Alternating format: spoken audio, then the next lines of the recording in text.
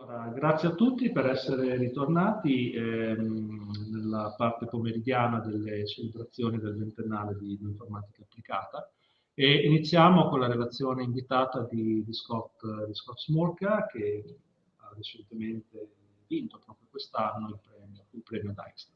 Ecco, d'ora in poi la sessione si svolgerà in inglese. So welcome back to the celebration of the 20th anniversary of the activation of the integrated program in applied informatics here at the University of Urbino. I'm very glad for the presentation of this morning, so I would like to thank once more our speakers, so Mauro Magnani, Lorenzo Donatiello, Enrico Maci, Bruno Riccò, Giuseppe Attardi, Paolo Berardi, and Enrico Nardelli. Thank you very much, all of you.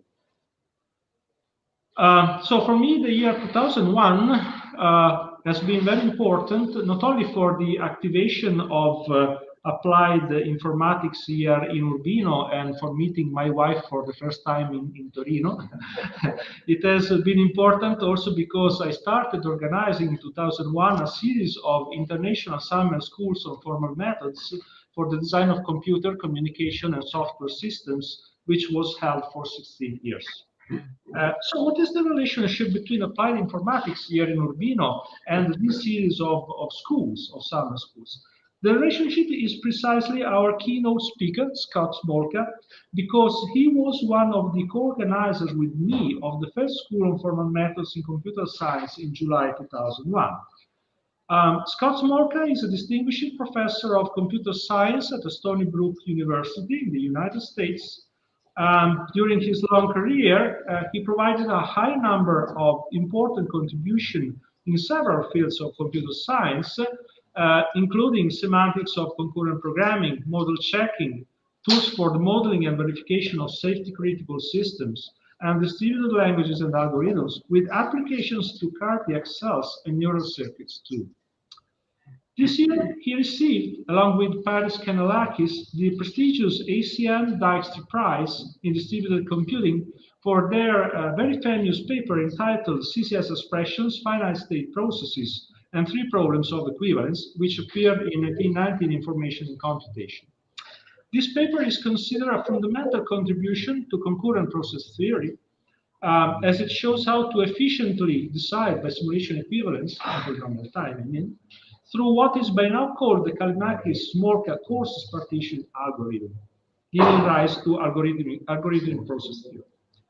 Therefore, I'm very happy and honored that today my colleague and friend Scott Smolka is here with us celebrating the 20th anniversary of applied informatics. Scott is going to give a talk entitled A Bird's Eye View of Flocking version 2.0. So, Scott, the floor is yours. Thank you very much, Marco. That was a very kind introduction. And congratulations to your department on this significant occasion of the 20th anniversary. So I am very honored to be here. So thanks for the introduction. Yes, a bird's eye view of flocking version 2.0 is what I will talk about. Hopefully it'll become clear what that title means. So this is joint work with the following people, and I am extremely grateful for their collaboration, which this work could not have been accomplished, obviously, without that. So this is the agenda I have for my talk. There are 6 sections to it. So let's get started. This is a view, a short video I took from my upstairs bedroom overlooking the Long Island Sound of a flock of seagulls. I just happened to fly by, and it kind of inspired me for this talk. I think it's a beautiful vista, so I wanted to share that with you.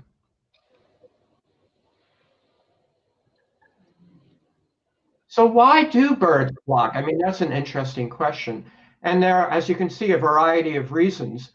Foraging and flocking allows birds to search for and take advantage of the same food supply, so they can do better by flocking in this regard. Flocking also offers protection to birds. A larger group of birds has a better chance of spotting a predator and also confusing or overwhelming a predator, as we will see in slide 8. They can do this by sort of mobbing the predator. So another important reason. There's also a mating reason that is motivating flocking. Males can show off their breeding plumage to a greater number of females in a flocking situation.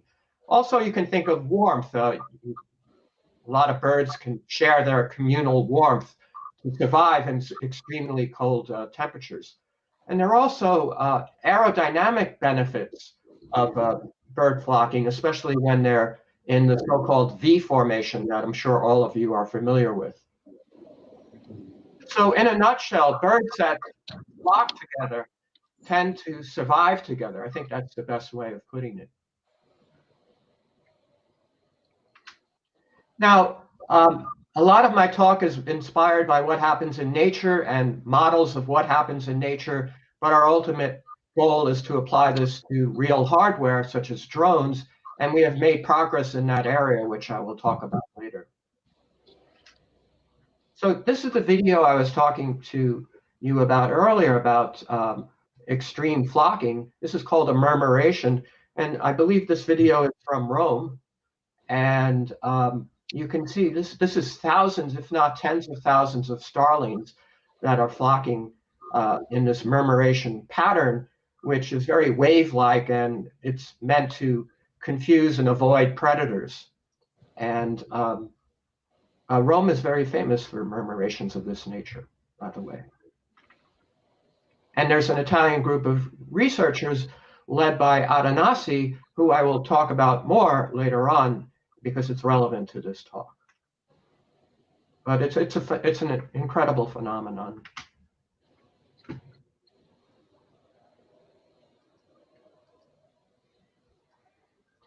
So let me talk now about flocking from a computational perspective, and that means computational models that explain and result in flocking.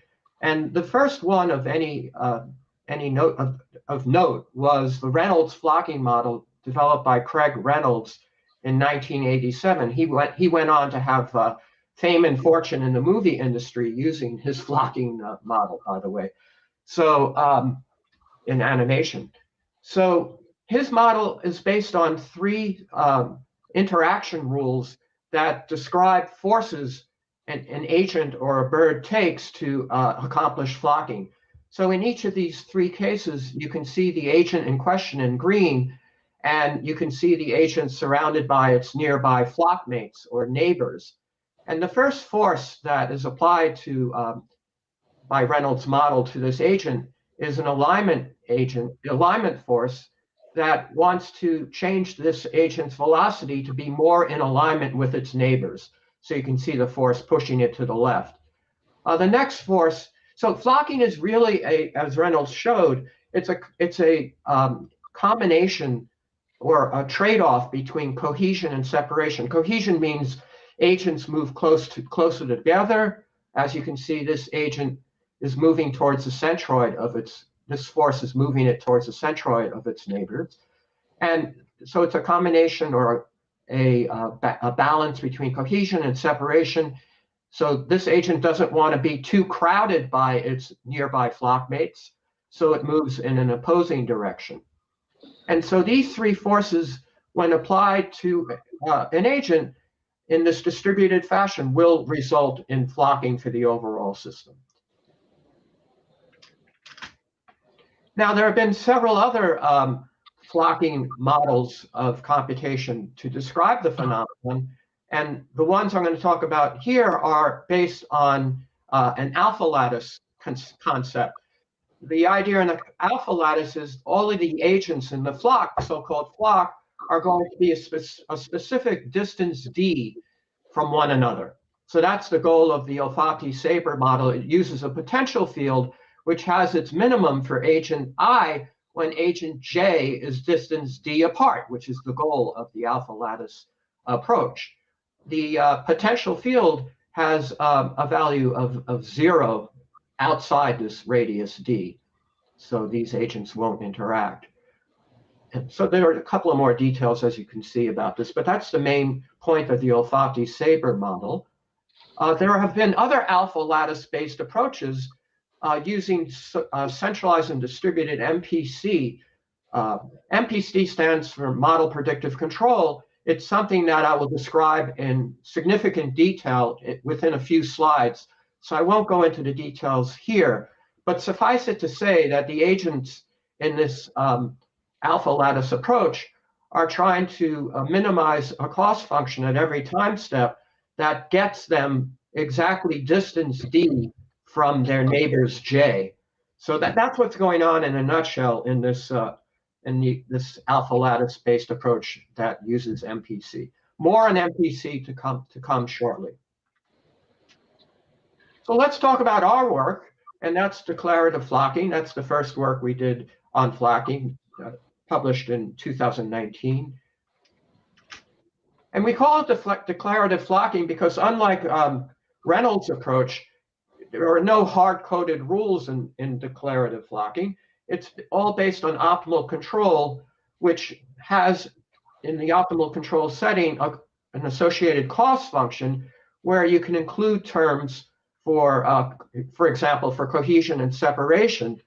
Now, in optimal control, which can be used to define flocking controllers for both the centralized and distributed settings, the agents are trying to minimize these cost functions. So the terms for cohesion and separation will in some sense look like the inverse of the forces for the terms in Reynolds' model. And I'll show you this in a moment. No hard-coded rules, so it's quite easy in the declarative flocking scenario to add additional terms to the cost function that optimal control will try to minimize for other flight objectives. So to talk about declarative flocking and its associated model predictive control approach, we have to introduce a model of an agent model. In this particular slide, the agent model is very, very simple. More complicated models are possible, which I'll talk about later. But the state of it, in this simple model dynamics, the state of an agent I consists of its position and velocity in 2D.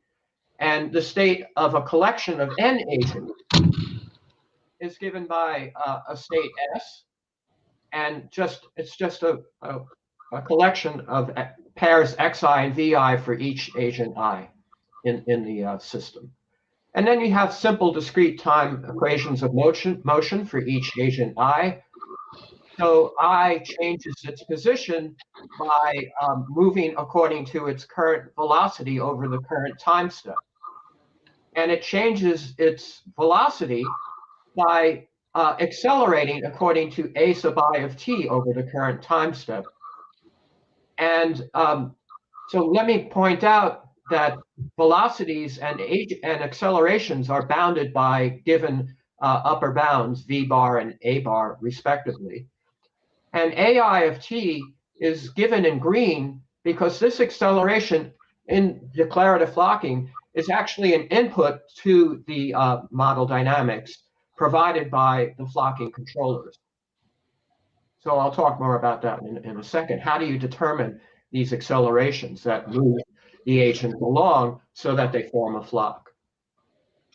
Please let me know if there are any questions. I'm happy to answer them. So let's talk about the declarative flocking cost function that will be used in an MPC distributed controller to achieve declarative flocking. So reminiscent of Reynolds, so this is the cost function J for agent I, and this is what happens at time t.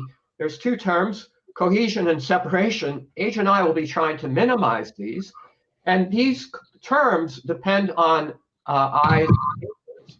So n sub I are the nearest neighbors of agent I, and so we use index J to index over i's neighbors. And so this term is cohesion because we're going to try and minimize the distance between I and its neighbors, the distance squared. And there's a weight, WC, for the cohesion term. We divide the weight by the size of agent I's local neighborhood so that this cost function, its values are normalized and not dependent on the size of the neighborhood.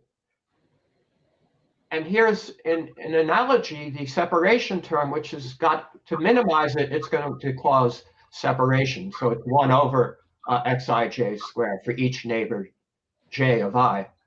So again, j sub I of t is a distributed cost function. These are the weights for cohesion and separation. As you can see here, they're normalized. Xij is the Euclidean distance between I and j, and n sub I is agent I's neighborhood, the agents in its neighborhood, determined by a neighborhood radius, lowercase r in our case. Now, as I mentioned earlier, in declarative flocking, the cost function can be easily extended with terms for obstacle avoidance, leader following, predator avoidance, and many others. So that's a very nice thing about this approach. So let me give you a primer, a 2-slide primer on model predictive control for those of you that may not be familiar with it. So the goal in our case is to find the best accelerations, as I showed you before, a sub I of t at each time step that will lead to an overall flocking formation. So we need to develop a model of the plant. Well, that's done. I already showed you the model of the plant a couple of slides ago. And then at each time step t, an agent uses the model and an optimization solver to determine the control inputs that minimize its cost function in the distributed case over a finite prediction horizon, capital T. So this is typical of model predictive control. And it's called predictive because of this predictive horizon T. So you'll minimize the cost over T, but the agent will only apply the first optimal control action to the plant to steer it in the right direction. And then you repeat this process at the next time step, t plus 1, after updating the model state with new measurements of the plant to keep the model and the plant in sync with one another at every time step. Now, for the first part of this talk, there is no distinction between the model and the plant. They're one and the same, so this step can be avoided. But I will talk about approaches we have undertaken that do have a physical plant model. So what is the optimization problem that has to be solved by an agent at time t? So we are going to, the agent is trying to find the optimal sequence, which are indicated by stars, of accelerations. You can see this notation, a star I at t prime bar t. This is the optimal acceleration for agent I at time t prime as computed at the current time t. So you can see we keep looking ahead up to the prediction horizon, capital T. And it's an argmin optimization problem where you're trying to minimize the cost, the sum of the cost over the prediction horizon, and calculate these optimal accelerations over the prediction horizon that do this. And then now you can set the plant model's acceleration, AI of t, to the first of these predicted optimal accelerations. I hope that's clear. So now I want to show you, show you how well declarative flocking performs compared to Reynolds model, Ofati, Saber, and the other alpha lattice-based approaches I talked about before. And the performance measures we're going to use to show how well it performs are the following 4. The first one is the number of connected components in the flock. Obviously, you would like there to be just one big connected component, but that's not always the case, as we will see, especially for the alpha lattice-based approaches.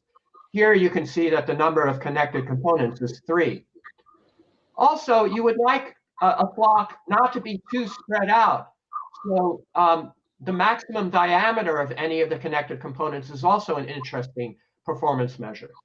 Irregularity is a measure of, it's basically the standard deviation of the interagent spacing. So in these three connected components, the black bold edge indicates regular spacing. The non-bold edges indicate irregular spacing, so they're not equally spaced. And then finally, we have velocity convergence, where the goal is for the agents in each connected component to be velocity aligned. Now, for each of these four measures, lower values are better. The lower the value, the more optimal the performance. So before I actually show you how these different approaches to flocking performed, let me just show you what they look like when you run them. And this is for 30 agents, and you get to final formations, final stable formations in each of the approaches. So here's what it looks like in Reynolds' model. And here's what it looks like in our approach, declarative flocking centralized controller, declarative flocking distributed MPC controller. And then here is the two lattice-based, alpha lattice-based approaches that are based on cost functions that try to achieve a spacing of D. Here are their results at the stable final configurations. And here's the Olfati-Saber alpha lattice-based approach. So it's clear that in terms of natural configurations that really look like flocks in nature, Reynolds does well, as does declarative flocking. The alpha lattice approach is so focused on regular spacing and spacing of distance D apart that the formations it achieves are disconnected and not very natural looking. So let's look at the performance comparison I mentioned. So the number of connected components, here's the code here. The number of connected components, let me just say that declarative flocking, centralized and distributed, and Reynolds model in green perform the best. They result in the fewer connected components, really optimal around 1, whereas the lattice-based approaches start drifting up to 6 and 8, which is really not what you want to see. And this is over time. So D is the flock diameter over any connected component. And again, smaller is better, and declarative flocking does extremely well in this case. Reynolds is next up, and then you have the alpha lattice-based approaches. For irregularity, which is a measure of interagent spacing and the regularity of that standard deviation, all of the approaches do well. With Reynolds, not as well as the other approaches. This is not surprising for the alpha lattice approaches that they do well in terms of irregularity. And all of the approaches do well in terms of velocity alignment. There's some disalignment originally over time when you're running a simulation because the agents are starting from a random initial configuration, and they have to move around and velocity disalign to get into a formation. So this behavior is not unexpected that you see in the beginning. So that's my discussion about declarative flocking. I'd now like to move, everyone is talking about machine learning these days, and so are we. And we'll talk now about neural flocking. So how does neural flocking work? Here is the overall architecture for our approach. The main concept is that we are going to use training data from distributed flocking centralized MPC controller, which looks at the positions and velocities of all agents in the flock to produce the next acceleration for all the agents. And we're going to look at training data in the form of trajectories, many trajectories of this centralized MPC controller. You can think of it as a, I'm forgetting the term. Anyway, it'll come to me in a second. But anyway, it's providing the training data and to the training module. And these neural network parameters will be trained for the distributed neural controller. So we're training the distributed neural controllers neural network parameters using the training data. Now, for performance evaluation of the DNC, and this is a symmetric controller, by the way, so it's the same no matter which agent uses it within a flock. For performance evaluation, this is called a policy sometimes. We are going to compare the DNC's performance with the distributed declarative flocking MPC controller. This is a fair comparison, distributed versus distributed, again, over testing trajectories. And then we'll have an evaluation module that will see how well they did using performance characteristics that we saw before. So we are using supervised learning, the training. And so if we're using supervised learning, what are the labels, right? Well, we have a policy here that provides, it's a policy in the form of state inputs and acceleration outputs. So the labels are the accelerations, and that's what's provided as training data by the centralized MPC. Now, here are the neural flocking control objectives that the distributed neural flocking controller can be trained to achieve by supplying it with appropriate training data. So there's basic flocking, and I'll talk more about the training data in a moment. There's basic flocking, obstacle avoidance, predator avoidance. Here's a predator, and you can see that it's trying to attack the center of the flock, and the flock is moving away in the snapshot from the predator. It's avoiding it. And here is a flock that reached a target location in the black dot. Now, let me point out that these snapshots are from the performance of the neural flocking controller, the distributed neural flocking controller, and there are 30 agents. Now, as I'll explain later, we trained this neural flocking controller on training data involving 15 agents. So we can already see that it generalizes quite well to 30 agents, double the number it was trained on. So here's the architecture of the DNN for the neural flocking controller.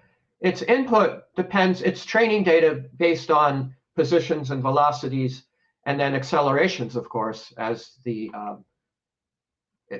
training data are the positions and other related training data, depending on what your control objectives are, and the output are the accelerations, right? This is the policy we're training, and in our case, we used 5 hidden layers with 84 neurons. I think the activation function was ReLU. And so so you can see the training data here, and xi and vi are positions and velocities of agent I. The agent that's being trained is the 0th agent, and so you can see that in the first 2 rows. Now, for basic flocking, all you have are the positions and velocities of the agent itself, 0, and its neighbors, its 14 neighbors. If you add performance goals of obstacle avoidance and target seeking, then you have to include with each agent that's neighboring the training one, the closest obstacle, because that changes over time. And then, but the goal location, the target location is fixed, as you can see in the training data here. And the same thing for predator avoidance. You have to include the location and velocity of the predator. And there's only one, so you don't have to do it for each neighboring agent. You just do it for the predator itself. And the output, again, is the accelerations in 2D for agent 0, the one that's being trained. Here's a little bit more about the training procedure. I'm not going to spend too much time on it. We used random distributions for initial position and velocities of the 15 agents. We ended up with 3 million training samples, because we looked at 200 trajectories at 1,000 time steps each over 15 agents. We trained in batch sizes of 2,000, and there were 1,000 training epochs. We used the Atom optimizer, almost 34,000 training parameters in total, and we used Keras. So let me show you some results and also point out one of the main benefits of neural flocking. So in terms of the flock diameter, lower is better, of course, and we're comparing it to, in these graphs, to distributed declarative flocking MPC and centralized declarative flocking in black and blue. And you can see that for the diameter, the DNC, the distributed neural controller, takes slightly longer and a slightly more oscillatory behavior to stabilize, but once it does, its performance is on par with the declarative flocking case, which is good to see. And this is over 15 agents, which is what it was initially trained on. And for velocity conversions, again, it takes a little bit longer for it to stabilize, but once again, its performance is on par with its competitors. Now, here's the real takeaway from this slide. What we did is we averaged over 100 runs, the execution times, the real execution times, on the machine that we were running these experiments on per simulation time step of the three approaches: centralized MPC, distributed MPC, and our distributed neural controller. You can see there's a tremendous variation. In fact, distributed neural controller is 36 times faster than its nearest competitor, distributed declarative flocking. So that, in a nutshell, is the true benefit of a distributed neural controller. Also, it has, as I mentioned before, very nice generalization behavior. Here we see two tables that show how it generalizes from the training situation of 15 agents all the way up to, in these tables, 40 agents. And in terms of the diameter, it performs quite well. Its convergence rate is, it's at 100 initially. It drops down a little bit. It gets down to 81 at 40 agents, which is still nothing to sneeze at, to use a slang expression. Its convergence time is appropriate. And this is the number of, this is a rate of interagent collisions. And we can see that despite generalizing up to 40 agents, the rate of interagent collisions remains quite low. In terms of obstacle avoidance and predator avoidance, it generalizes, the DNC generalizes extremely well up to 40 agents. So we're very happy with these results. Please let me know if there are any questions. So I just wanted to show you how the distributed neural controller performs in terms of working its way through this obstacle field. Not a trivial task for these 30, I think there are 30 agents, if I'm not mistaken. And I could be wrong. I don't know how many that is. Anyway, you can see it's navigating correctly through this obstacle field to reach the target location that it's hovering around now.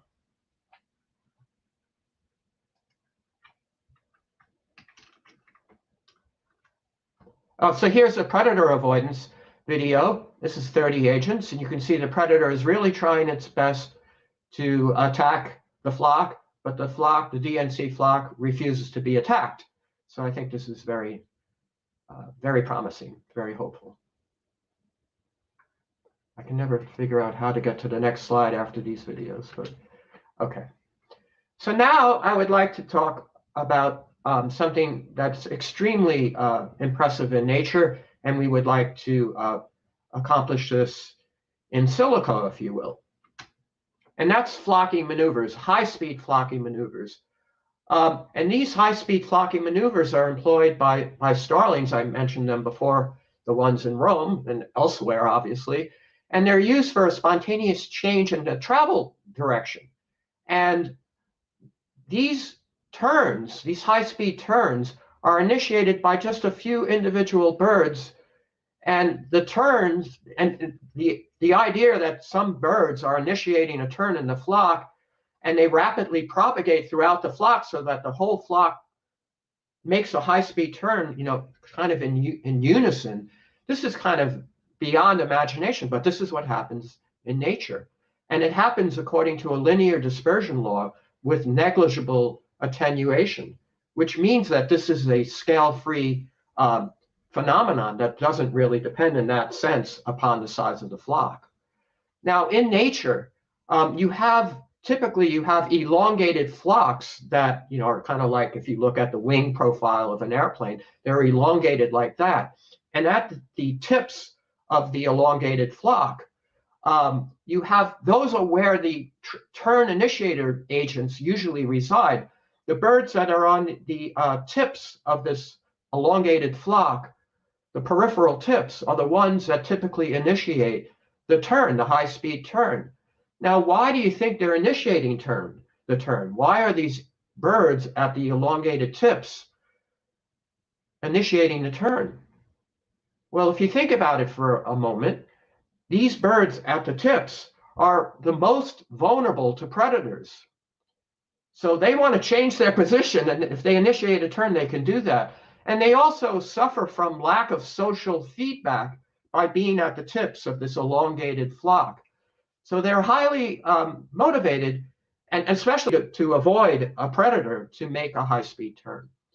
And starlings can do this, thanks to Adanasi et al. At Rome. Starlings can do this at 40 miles per hour, which is pretty impressive if you think about it.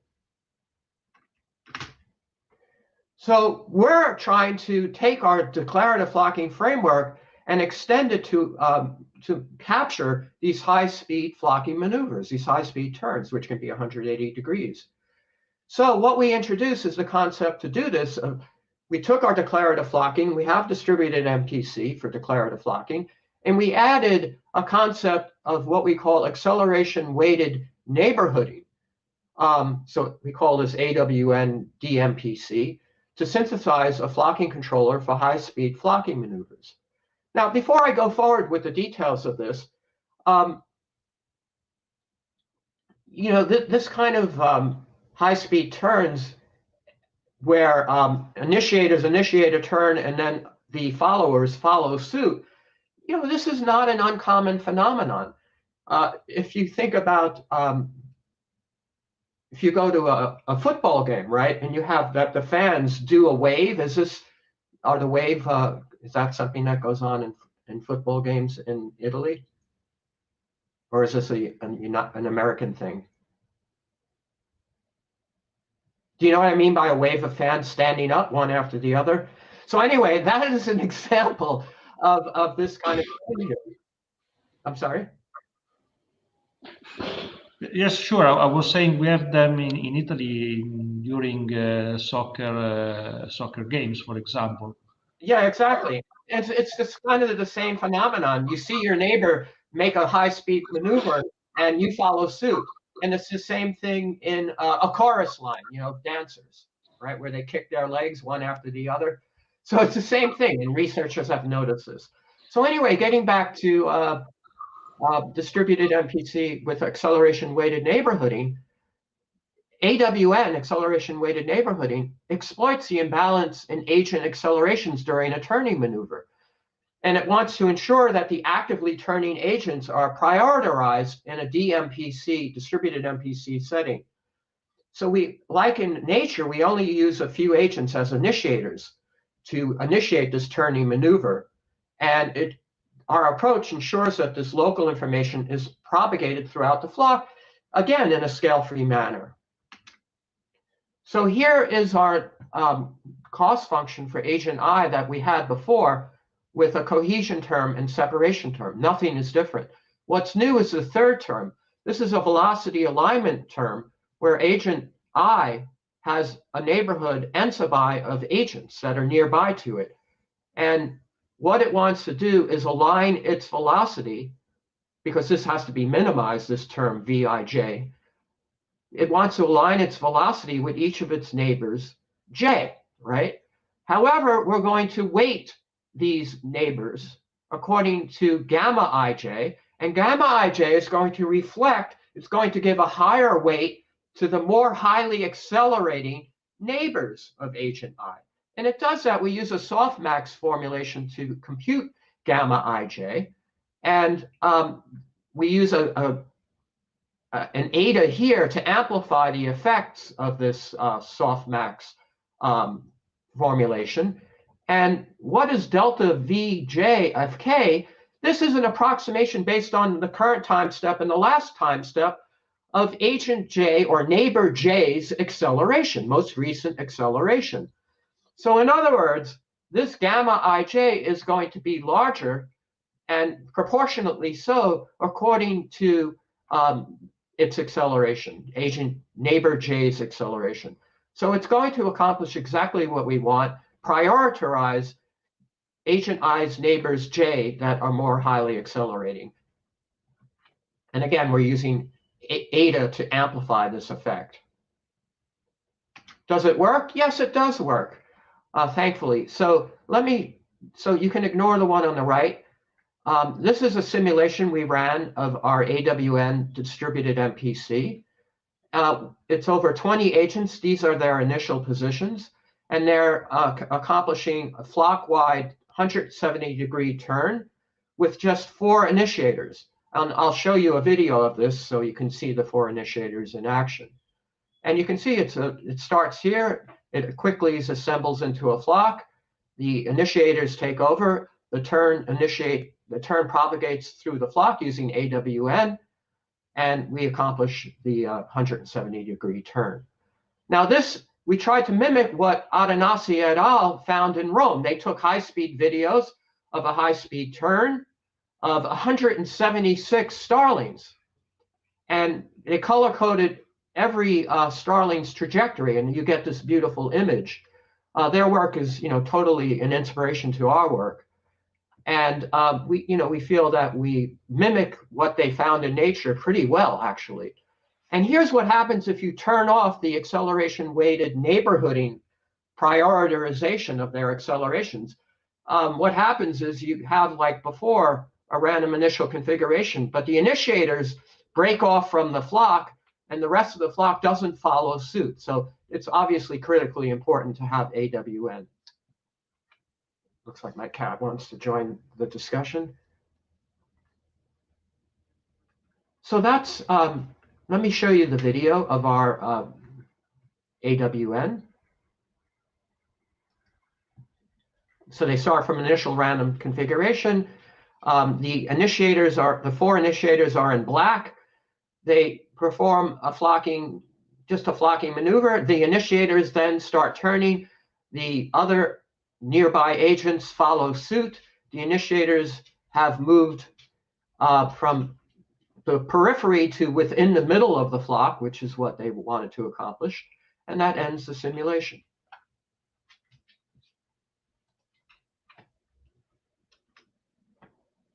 So let me, let's see what my time is. Let me talk about some experimental results that we have on real hardware, plus another technical discussion I'd like to quickly have. So we have real drone hardware that we're experimenting with. I'll talk more about the details of the drone hardware in a moment. And we have a new kind of controller for the drone hardware to accomplish flocking, but we're not using declarative flocking in terms of distributed MPC. We're using a flocking or a so-called swarm controller that's based on something we call SPC, which I'll talk about in the next slide. But I just wanted to give you a high-level overview of our controller for flocking. It's a secondary controller. The primary or inner loop controller is shown here, and this is what you would see for a hardware drone controller.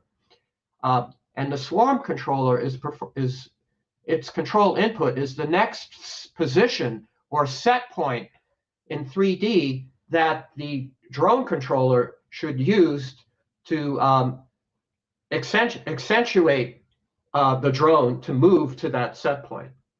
And this is going to be an optimal set point that this drone controller for agent I feels is optimal or computes as optimal for achieving flocking.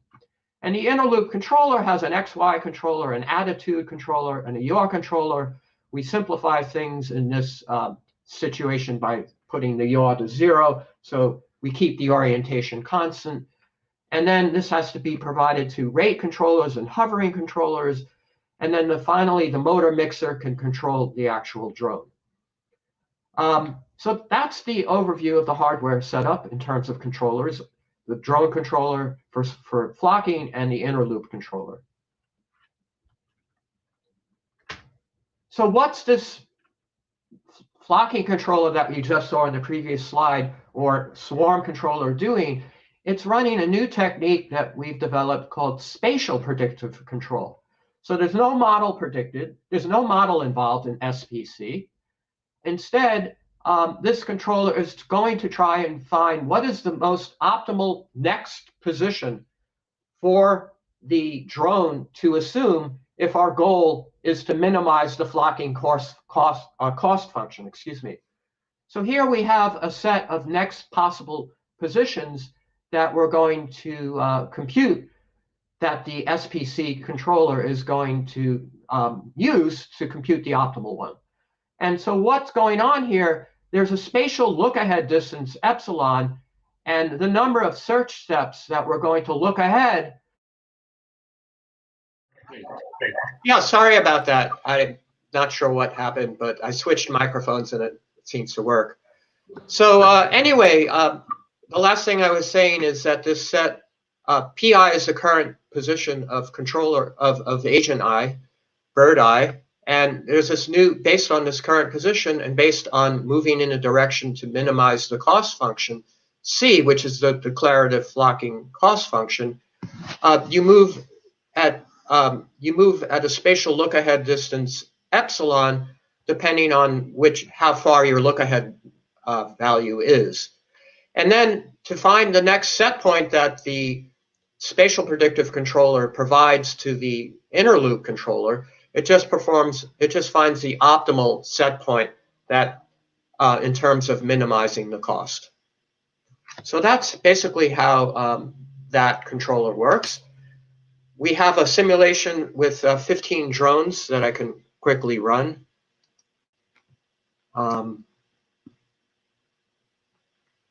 This is just showing, I forget the number of agents, I think there are 20 or so, navigating correctly around a tubular obstacle. And this is a real drone simulator, so based on hardware. And then if I move it over here, you can get another top-down view of the agents going around this tubular obstacle. All right, let me move to the next slide. Here's a hardware experiment with crazy fly drones. These are small drones that this is running in the Technical University of Vienna lab run by Professor Grossu, and the student Andreas is in charge of this demo. And let me go back and quickly run this. It's a short demo, it's kind of fun. So what happens is the drones lift off and hover in a flocking formation. And then they move around the room. And in the interest of time, I'll speed things up. They're done with their mission, and they're going to land in a second.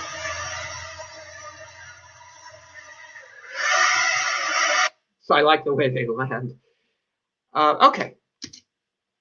Now the final thing I wanted to talk about, and please let me know if I'm running short of time, is something I'm calling, it's new research led by Zlatan, a student of Radu Grossu's. I'm calling it modular nets. So basically, we have Reynolds model here. This is a mathematical description of the 3 Reynolds model rules. This is the separation rule described as a term of an acceleration equation. This is the cohesion term. And you can see that they have in common, for each neighbor J, its position minus the own agent's position X. You can see that's common in cohesion and separation. We're not going to worry about velocity alignment. We're going to set that way to 0 in this demonstration. And so we have as inputs these terms that are common to cohesion and separation, the 7 of them for 7 neighbors. And for the separation term, they get fed into a box that computes the input divided by the input square, which is exactly what we have for separation. And for cohesion, they're fed into just taking their sum, which is exactly what we have in the cohesion term. And then we have to add in a weighted sum separation and cohesion, as shown here, to get the final output. So this is a sort of graphical representation of Reynolds' model, but what's nice about it is we can use this notation and supply functions and learn these weights that way. Now, we can generalize this. You can think about programming more generally in this kind of network. What we did before is just supplied functions for the blocks and learn the weights. However, suppose we didn't, we could, because we knew what x over x squared is arithmetically, we could just compute that function. But if you had a more general scenario where you didn't really know that function, you could train each block separately as a DNN and learn the other weights. And if there's symmetry in the model, then you could just train it once and instantiate it, 7 times. A more global approach where you don't really know anything about the structure of the network is you could replace all of the blocks with DNNs and train the entire network at once. So this is just a new kind of graphical modular net approach to learning that allows you to reuse in a modular way previously computed neural networks and other arithmetic functions. The student Zlatan implemented this in Python, so I think it's very cool. Conclusions. So we talked about declarative flocking, an optimal control framework using cost functions, both centralized and distributed, MPC flocking controllers. We were able to extend a declarative framework to various other flight control objectives, such as obstacle avoidance and target seeking location and predator avoidance and so forth and so on. I showed you the distributed neural controller work for real-time flocking plus its generalization capabilities. And then I showed you distributed MPC, distributed declarative flocking, plus acceleration weighted neighborhooding for high-speed flocking maneuvers motivated by the work of Adanasi et al., and an experimental evaluation using SPC and crazy flies. For ongoing and future work, we can use a WebGL package for high-speed, large-scale flocking on your phone, basically, which is kind of nice. We're going to do outdoor demonstrations, again, using, we want to do outdoor demonstrations, which is more difficult than indoor ones because you don't have the same tracking capabilities that you have indoors. Again, using crazy flies, which are shown here. I haven't talked about collision avoidance among drones and agents. And this can be established using our recently published, soon-to-be published distributed simplex architecture for runtime assurance of distributed systems. And we want to learn explainable neural networks, biophysical ones. Professor Grossu has a formalism called liquid time constant neural networks that he's used for various applications that we want to use for flocking. And lastly, thank you very much for your attention. This is a nice photo, I think, of Il Duomo in Milano. And thank you again. It's been a privilege. Thank you, Scott.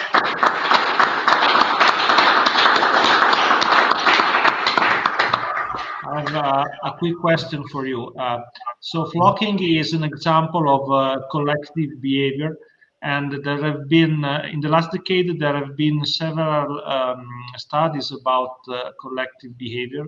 I remember, for example, a European project in which Jane Hillstone and Rocco De Nicola, among others, were involved. If I remember correctly, they started from continuous time equations, while the equations that you shown at the beginning were discrete time equations, if I'm right. Could you comment on that? Yeah, it's interesting. It reminds me of work out of Berkeley that was looking at control barrier functions to ensure safety of collective adaptive systems.